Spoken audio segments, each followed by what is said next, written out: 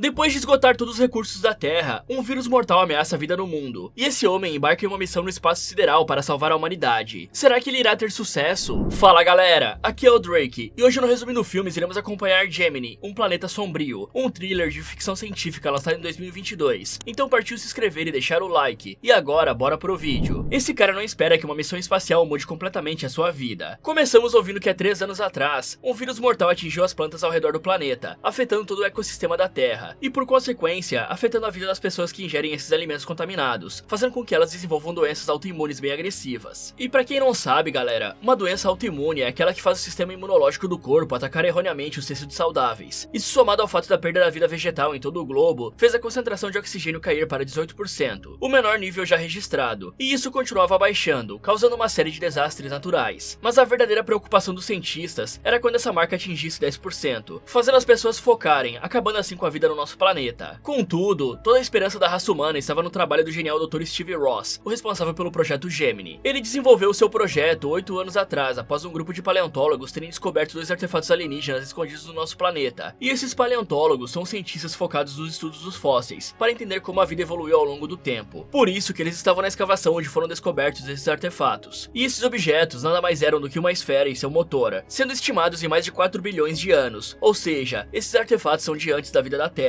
e foram colocados lá por uma inteligência superior, criando assim o estopim para a vida em nosso mundo. Então pulamos para o Steve dando uma palestra em uma caverna, provavelmente a mesma onde a esfera e o motor foram encontrados, citando o grande cientista Stephen Hawking, contando sobre quando o gênio afirmou que a humanidade só sobreviveria caso deixasse o planeta azul. Aí o Steve revela que isso era verdade, e agora eles podiam fazer tal coisa, porque a humanidade foi capaz de replicar tanto a esfera como o motor, de forma que agora eles estavam aptos para a viagem espacial. Além disso, o Dr. Steve explica mais sobre as partes do artefato, dizendo que o motor funcionava como um centro de terraformação, e a esfera em si era uma forma de criar a vida após essa terraformagem. Com isso, o Steve fala sobre uma sonda não tripulada ter encontrado o planeta do sistema TSS, muito parecido com a Terra, onde eles usariam o poder da esfera para transformar o lugar em seu novo lar. A seguir, ele nos apresenta para a equipe da missão, e aos 3 pilotos com treinamento militar liderados pelo Major Ryan Connor. Em outro dia, vemos que a namorada do Steve, a Amy, estava correndo em seu carro para chegar a tempo na instalação de lançamento, enquanto o cara tem um devaneio com ela do dia em que eles deram uns pegas. No entanto, mesmo a moça usando toda a potência do seu carro, a Amy não consegue chegar lá a tempo, e só vê a nave do amado indo embora. E é isso que dá não colocar o celular para despertar na hora certa. A mina tem o que pode ser a última chance de despedir do Steve, e dá um mole de chegar atrasada. Mas enfim, no espaço, o David, um dos responsáveis pela geologia planetária, está conversando com o Dr. Peter, um dos responsáveis técnicos, sobre quem teria deixado aquela esfera para eles encontrarem. Mas o Peter dá um corte no colega, afirmando não ter informações para esse tipo de debate. Mesmo assim, o David insiste em falar do assunto, contando que eles sentiram na própria pele como as civilizações avançadas podem se autodestruir. E nessa hora vemos algo de anormal acontecer com a esfera, com rachaduras aparecendo em sua superfície, mas os 2 astronautas nem percebem isso por conta da conversa. Em seguida, um dos pilotos, o Frank, fica parafraseando o famoso astronauta Neil Armstrong, que disse: "Esse é um pequeno passo para o homem, mas um gigantesco salto para a humanidade", pois eles iam fazer um salto espacial pela primeira vez na história. Isso é bastante empolgante para ele. Já os outros estavam bem concentrados. O Steve, por exemplo, estava ouvindo música. O outro piloto, Richard, se agarrava na sua Bíblia. O David mexia com um ursinho que era da sua filha, enquanto a responsável pela terraformação e a única mulher no grupo, a Leona, brincava com seu brinquedinho na intenção de se distrair. Só que tudo isso fica em segundo plano quando os monitores emitem um alerta, e todos eles desmaiam. Mesmo assim, o salto é realizado, e cada um deles desperta pouco a pouco. No entanto, o grupo percebe que não estava no sistema TSS, como era esperado. Pelo contrário, eles estavam perdidos na imensidão do espaço, às portas de um planeta desconhecido. Por isso, Steve vai direto para cima do Peter, já que o cara é o responsável pela navegação da nave. E é claro que ele nega ter cometido algum erro, afirmando ter colocado as coordenadas corretas. Porém, isso não deixa o Steve convencido, e ele manda o Peter ficar em seus aposentos por 1 hora. Depois, ele próprio vai para o seu quarto, e tem outro flashback com a Amy, dele falando para ela sobre os 2 estarem interligados, e aquelas coisas de físico e tal. Não sei se eles estão tão interligados assim por enquanto, já que a mina se atrasou para dar tchau pro cara. Aí a lembrança muda para a caverna, onde o Steve ativa a esfera e vê uma espécie de holograma. De volta ao presente, o Richard conta que eles entraram na 4ª dimensão, algo impossível para os humanos. Mas logo, o grupo voltou para a 3ª dimensão, de modo que era impossível saberem a sua localização atual. Já o Peter resolve que não seria o bode expiatório para aquela falha, e vai até a esfera localizar o verdadeiro erro, desligando as câmeras do local por algum motivo. Enquanto isso, na sala de comando, o Steve ainda está tentando descobrir onde estavam, quando o computador da nave anuncia que um objeto estranho estava se aproximando. E nessa parte eu pensei que os alienígenas avançados estivessem enviando algo do planeta misterioso, só que não, era apenas o cadáver do Peter se chocando contra o vidro da nave. Isso faz faz a Leona entrar em desespero, falando que já havia trabalhado com o Peter antes, e ele nunca tomaria uma atitude como aquela. Mas o Steve dá uma dura nela, ao responder que ele tinha feito essa escolha ao desobedecer uma ordem direta, e é acompanhado pelo David. O doutor ainda fala sobre a mulher estar desesperada pelo motivo errado, pois a Leona tinha que pensar nas pessoas do planeta Terra, e aí ele vai embora deixando ela ali chorando.